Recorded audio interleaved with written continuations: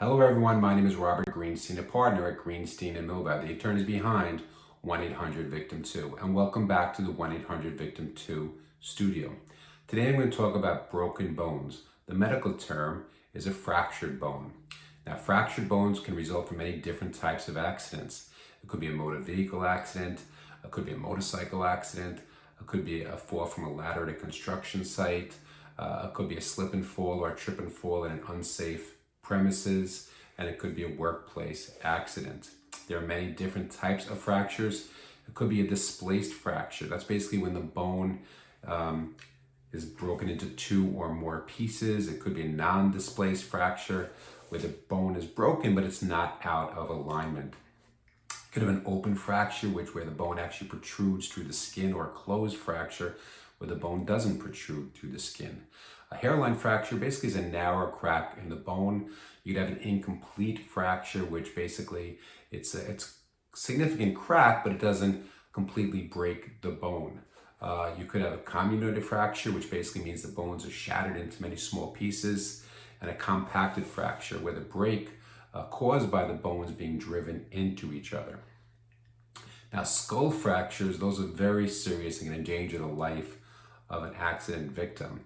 Again, a hairline fracture would be a thin crack in the bone, but you could have what's called a depressed skull fracture, where the piece of the bone may be pressing onto the brain and must be carefully removed to relieve pressure on the brain.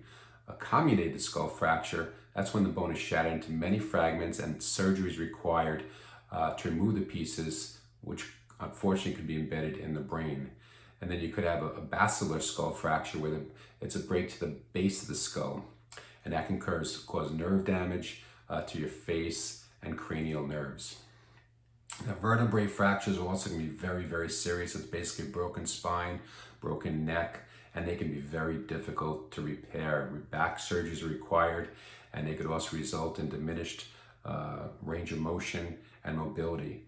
And fractured vertebrae can also cause spinal injuries, which can result in paralysis.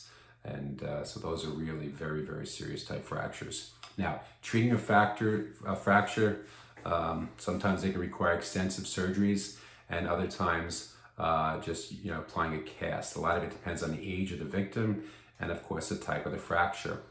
X-rays are what you use to diagnose the fracture, and then, of course, you can place a cast, a hard or a soft cast, on the fractured site. Sometimes surgery is required to reduce the fracture, and sometimes you actually have to do what's called open reduction internal fixation, which is when you actually open up, go inside and have to insert hardware, software, plates, or screws to stabilize the bone. And then sometimes you can either see that hardware outside, which is called open reduction with an external fixation. Now, if fractures aren't treated immediately, you could really have some long-term complications. The chances of healing are greatly reduced.